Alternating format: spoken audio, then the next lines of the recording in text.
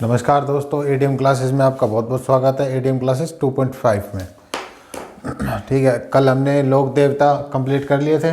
अब करेंगे हम लोक देवी। ठीक है, लोक देवी के बारे में चर्चा करेंगे। तो इसमें जो मुख्य मुख्य नाम हैं उनके बारे में पहले लिखवा देते हैं ना, फिर आगे करेंगे। आगे बात करते हैं जो इनके नाम होते हैं, जैसे थान या पर्चा देना, इनको क्या क्या कहते हैं पहले ये लिखवा देते हैं। ठीक है,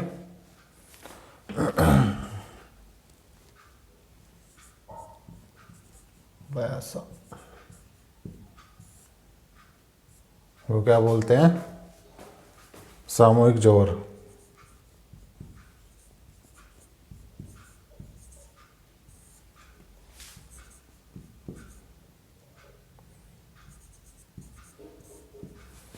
सामूहिक जोहर का स्थान।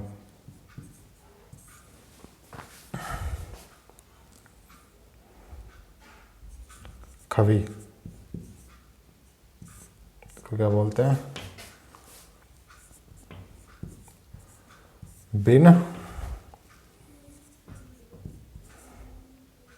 बिन सिर के लोक देवता। बिन कवि का मतलब है बिन सिर के लोक देवता। और आगे जातरू। जातरू का मतलब जो पैदल तीर्थ यात्री,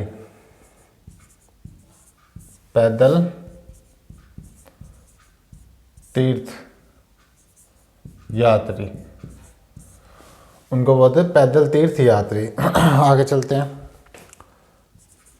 थान। थान का मतलब देवताओं का स्थान, देवता का स्थान। आगे देखो, पर्चा देना। पर्चा देना, पर्चा देने का मतलब देवताओं का चमत्कार, देवताओं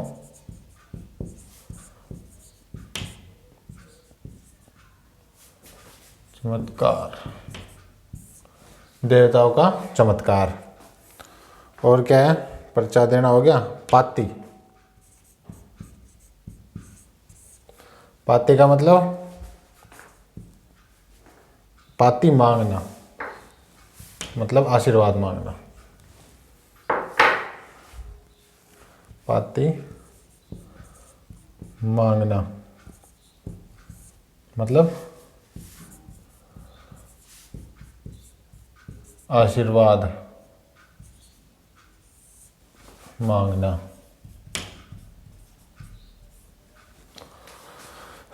पाती मांगना मतलब आशीर्वाद मांगना। आगे देखो, मीठा मामा। मीठा मामा,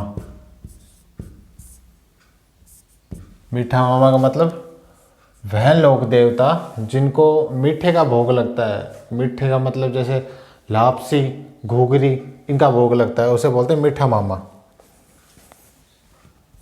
वे लोक देवता,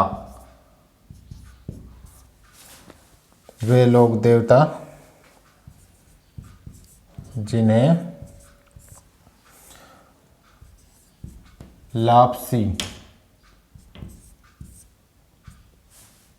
लापसी व घुघरी, घुघरी का प्रसाद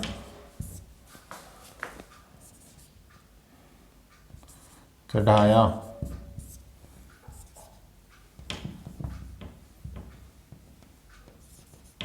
जाता हो। आगे देखो, मीठा मामा वे लोक देवता जिन्हें लापसी व घुघरी का प्रसाद चढ़ाया जाता हो। ठीक है, आगे देखो, खारा मामा। एक आता है खारा मामा। खारा मामा। खारा मामा का मतलब क्या है? वे लोग देवता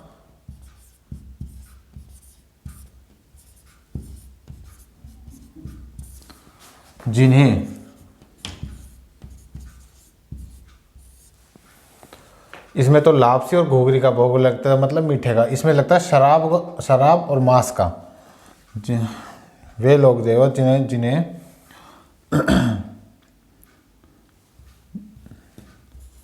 मांस व शराब का भोग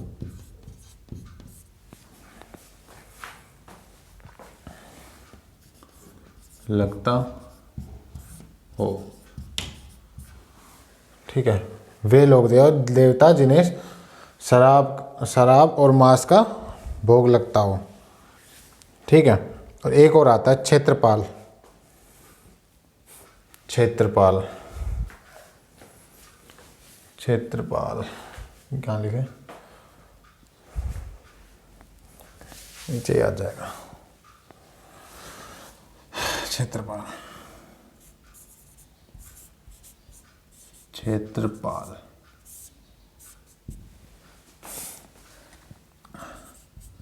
स्थानीय लोक देवता। अब देखो,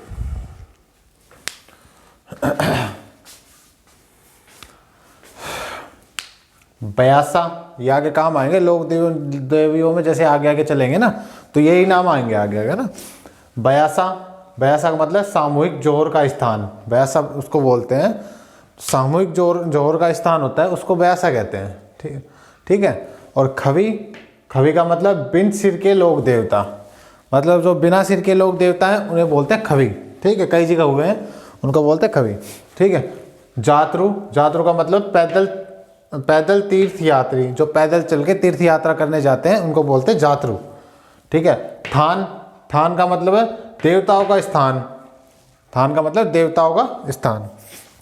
पर्चा देना, पर्चा देने का मतलब है देवताओं का चमत्कार, मतलब पर्चा दे दिया मतलब चमत्कार कर दिया, ये बोलते हैं पर्चा देना। ठीक है, चमत्कार कर दिया, चमत्कार दिखा दिया, उस देवता ने चमत्कार दिखा दिया मतलब पर्चा दे दिया। ठीक है। और पाती मांगना मतलब आशीर्वाद मांगना। पाती मांगना क्या बोलते हैं? आशीर्वाद मांगना। ठीक है। और मीठा मामा वे लोग देवता जो घुघरी और लापसी का भोग लगता हो।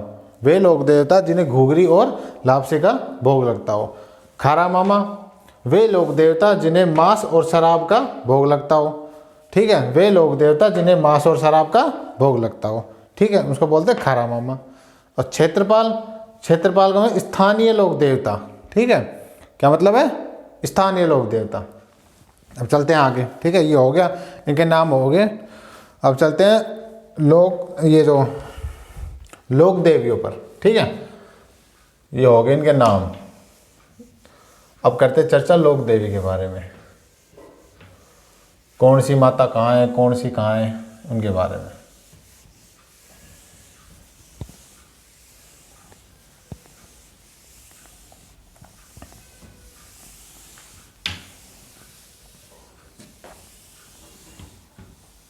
दिख रहा है यहां तक?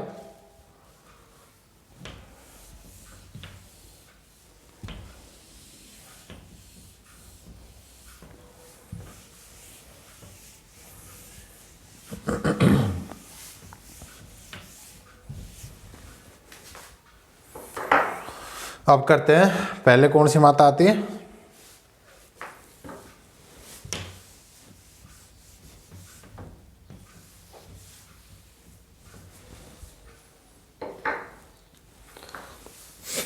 करणी माता।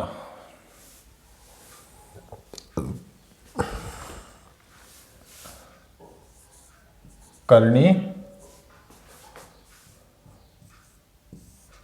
माता। अब करेंगे चर्चा करणी माता के बारे में। ठीक है, इनका जन्म कहाँ हुआ, इनके पिता कौन थे, ठीक है, बचपन का नाम क्या था, इनके बारे में हम करेंगे चर्चा, ठीक है। हाँ, तो ये इनका जन्म कहाँ हुआ, इनका जन्म हुआ जोधपुर के सुआपा गांव में। जन्म इनका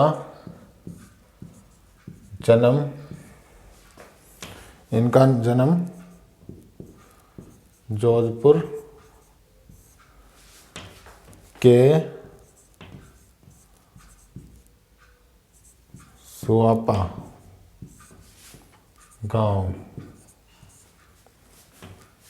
में हुआ,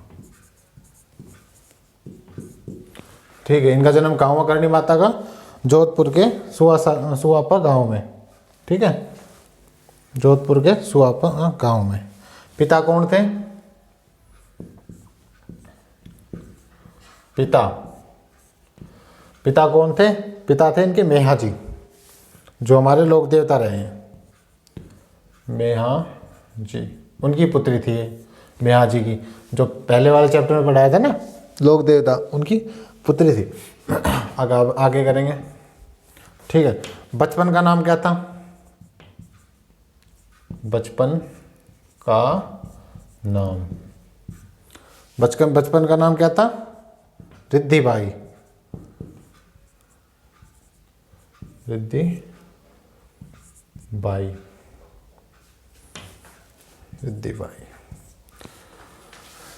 आगे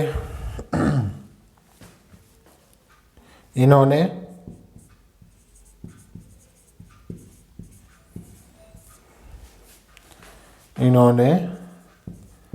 देशनोक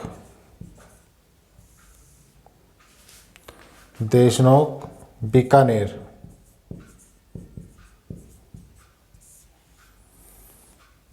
बसाया। इन्होंने देशनोक बीकानेर बसाया, जहां इनका मुख्य मंदिर है। क्या है, इन्होंने देशनोक बीकानेर, देशनोक कहाँ है, बीकानेर में, इन्होंने देशनोक बीकानेर बसाया और इनका वहाँ पे मुख्य मंदिर है, ठीक है, मुख्य मंदिर बना हुआ है।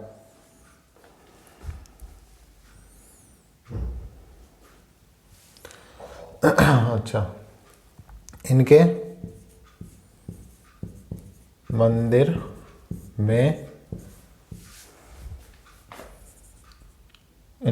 में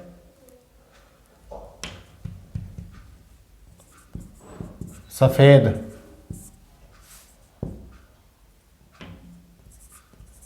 चूहों की संख्या को काबा कहते हैं। इनके मंदिर में चूहों की संख्या को, इनके मंदिर में सफ़ेद चूहे पाए जाते हैं, ठीक है, और वहाँ पे जो सफ़ेद चूहों की संख्या को काबा कहते हैं। क्या कहते हैं, काबा बोलते हैं। आगे देखेंगे, काबा बोलते हैं। हाँ, इनके मंदिर हाँ,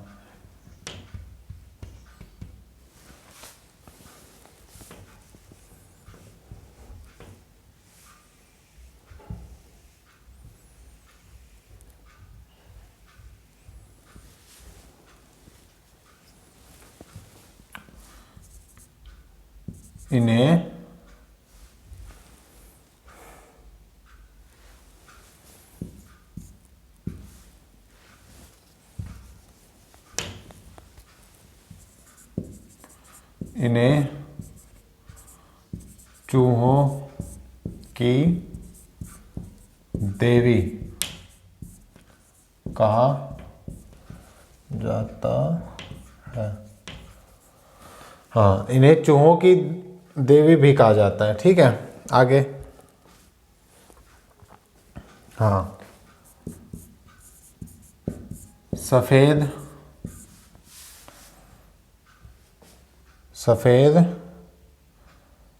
काबा, सफेद काबा के दर्शन, सफेद काबा के दर्शन को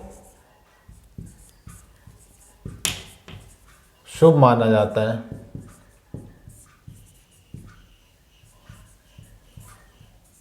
क्या माना जाता है? शुभ।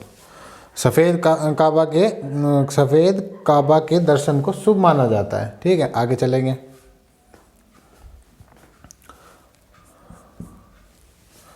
चील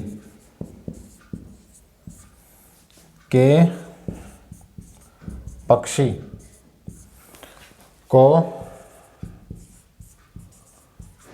करणी माता का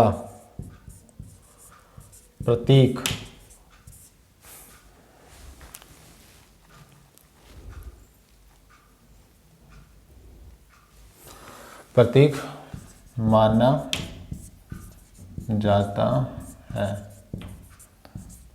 तथा स्थानीय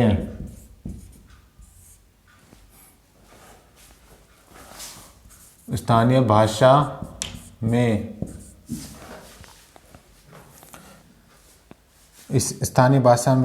इसे सवली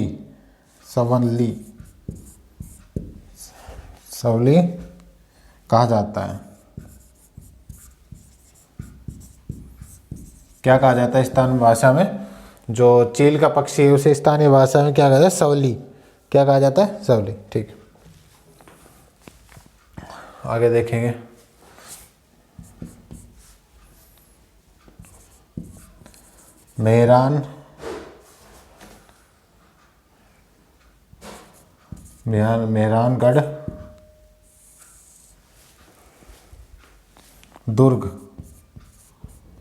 मेहरानगढ़ दुर्ग की नींव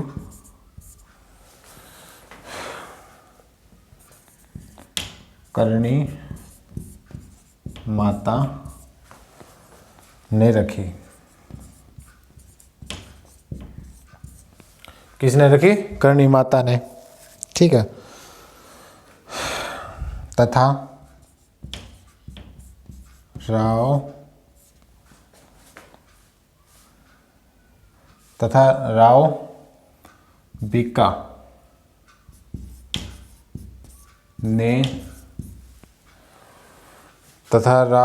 बीका ने करणी माता के आशीर्वाद से करणी माता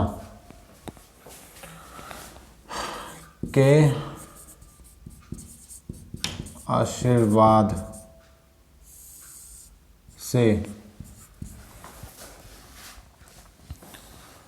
आशीर्वाद से ही जंगल प्रदेश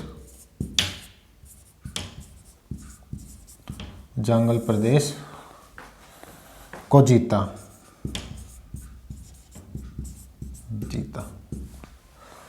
क्या जंगल प्रदेश को जीता। अब देखेंगे करणी माता का जन्म कहाँ हुआ था? करणी माता का जन्म जोधपुर में सुआपा गांव में हुआ था। ठीक है, इनके पिता का नाम क्या था? इनके पिता का नाम मेहाजी था। इनके पिता का नाम क्या था? मेहाजी। उनकी पुत्री थी ये। बचपन का नाम क्या था? रिद्धिबाई। बचपन का नाम क्या था? रिद्धिबाई। करणी माता का बचपन का नाम क्या था? रिद्धिबाई। इनका जन्म जोधपुर सुआपा गांव में हुआ था। ठीक है, इन्होंने देशनोक बीकानेर बसाया जहाँ इनका मुख्य मंदिर है। ठीक है, जहाँ इनका मुख्य मंदिर है। एग्जाम में कई बार ये पूछा गया है, करणी माता का मुख्य मंदिर कहाँ है? करणी माता का मुख्य मंदिर देशनोक बीकानेर में है। ठीक है, तो अच्छा, इन मंदिर में सफ़ेद चूहों की संख्या को क्या कहते हैं? काबा। इन मंदिर में जो सफ़ेद चूहे होते हैं उनकी संख्या को क्या कहते हैं? काबा। सफ़ेद चूहों को क्या कहते हैं? काबा। वही कहते हैं, यहाँ नहीं कहते। एग्जाम में पूछ ले, करणी माता के मंदिर में सफ़ेद चूहों की संख्या को क्या कहते हैं? काबा। ठीक है। इन्हें चूहों की देवी माना जाता है, इन्हें चूहों की देवी कहा जाता है। ठीक है। मंदिर में जो चूहे होते हैं उनको क्या कहते हैं? मतलब इन्हें करणी माता को चूहे की देवी भी कहा जाता है। सफ़ेद काबा के दर्शन को शुभ माना जाता है। क्या माना जाता है? शुभ। सफ़ेद काबा के दर्शन मतलब सफ़ेद चूहे के दर्शन को शुभ माना जाता है। चील के पक्षी को करणी माता का प्रतीक माना जाता है। चील के पक्षी को करणी माता का प्रतीक माना जाता है तथा इसे स्थानीय भाषा में क्या कहते हैं? सवल कहा जाता है। संवल। क्या कहा जाता है? सवल। सवली। क्या कहा जाता है? सवली। चील के पक्षी को स्थानीय भाषा में करणी माता के जो प्रतीक है चील का पक्षी, उसे क्या स्थानीय भाषा में क्या कहा जाता है? सवली। क्या कहा जाता है? सवली। मेहरानगढ़ दुर्ग की नींव किसने रखी? करणी माता ने। मेहरान दुर्ग की नींव करणी माता ने रखी तथा राव बीका ने करणी माता के आशीर्वाद से जांगल प्रदेश को जीता। राव बीका ने कौन सी लोक देवी, एग्जाम में पूछा जाता है, राव बीका ने कौन सी लोक देवी के आशीर्वाद से जांगल प्रदेश को जीता? तो उसमें क्या कहते हैं, क्या आता आएगा आंसर? करणी माता के आशीर्वाद से। ठीक है। अब चलते हैं आगे।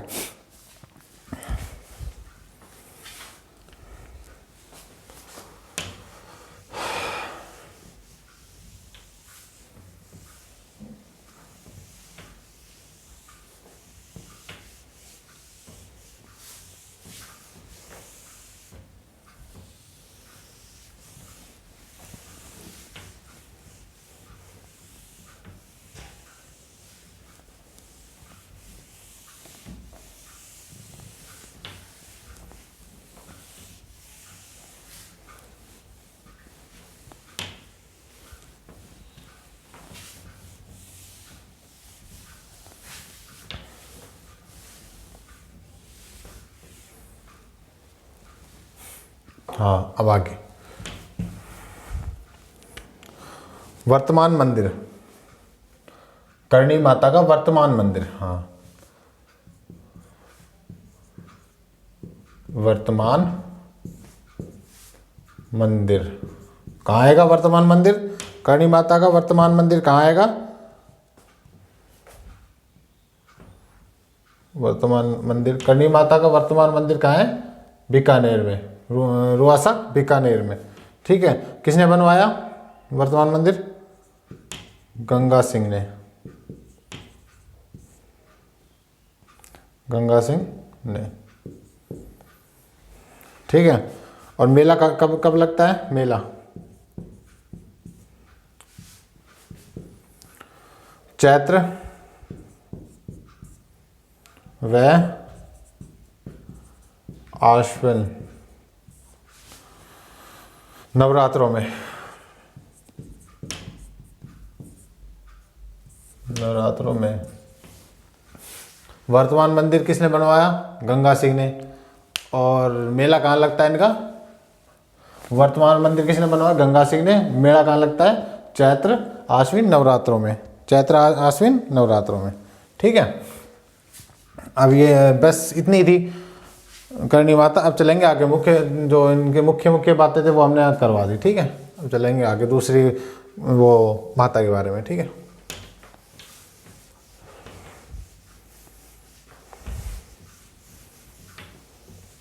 करणी माता कंप्लीट। अब देखेंगे अगली लोक देवी।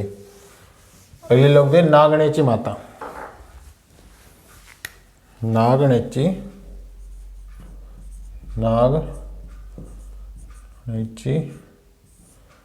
माता। अब देखेंगे नागणेची माता के बारे में चर्चा करेंगे। यह नागणेची माता राठौड़ों की कुल देवी थी। मुख्य बात देख लो इनकी ना।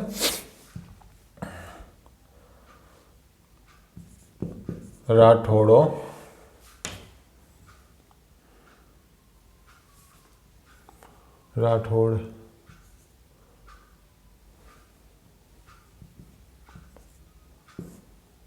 राठौड़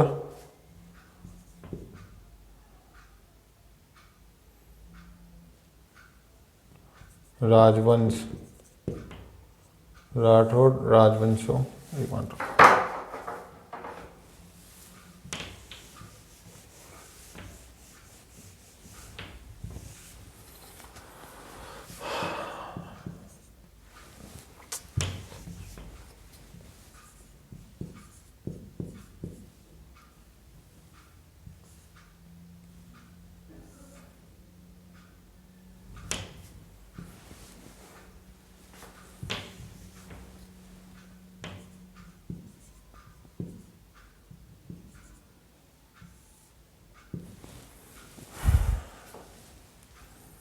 राठौड़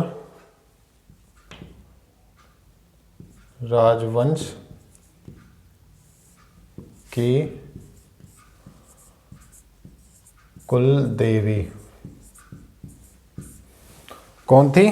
नागणेची माता। कौन थी? नागणेची माता। राठौड़ राजवंश की कुल देवी कौन थी? नागणेची माता। ठीक है। इनका मुख्य मंदिर, इनका मुख्य मंदिर कहाँ आता है? इनका मुख्य मंदिर कहाँ आता है? बाड़मेर के नागाना गांव में। बाड़मेर के नागाना गांव में। कहाँ था इनका मुख्य मंदिर? बाड़मेर के नागाना गांव में। ठीक है, आगे देखो। आगे इनका निर्माण, इनके मंदिर का निर्माण, इनके मंदिर का निर्माण किसने करवाया? इनके मंदिर का निर्माण किसने करवाया? राव दुहड़ ने करवाया। राव दुहड़ ने करवाया। अच्छा, इनकी मूर्ति काष्ठ की बनी होती है। इनकी मूर्ति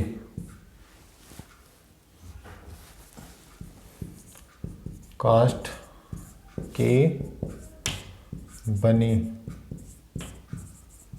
होती है। इनकी मूर्ति किसकी बनी होती है? काष्ठ की बनी होती है। ठीक है, आगे देखो। इनका अन्य नाम, अन्य नाम क्या क्या आता है? राठेश्वरी, और दूसरा नाम, हाँ, दूसरा नाम आएगा पंखनी। क्या नाम आएगा? पंखनी। अच्छा,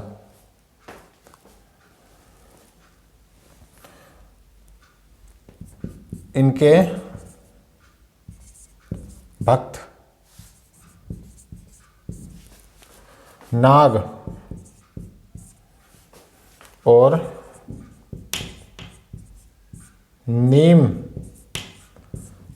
नीम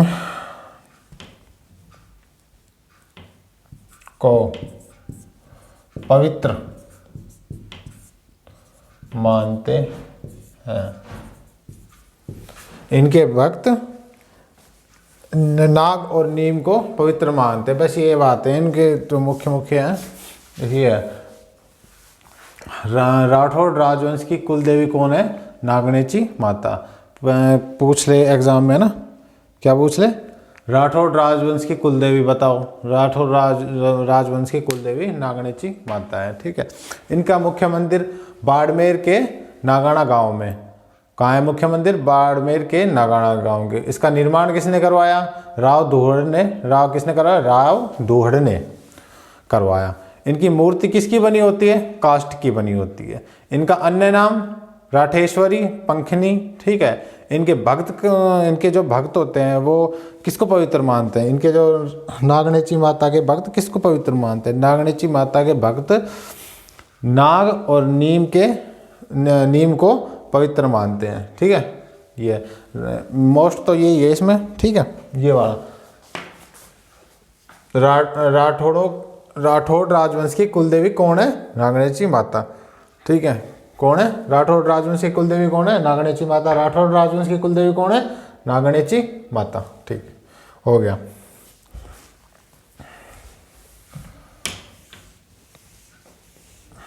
अब अगली माता कौन आएगी? जीर्ण माता।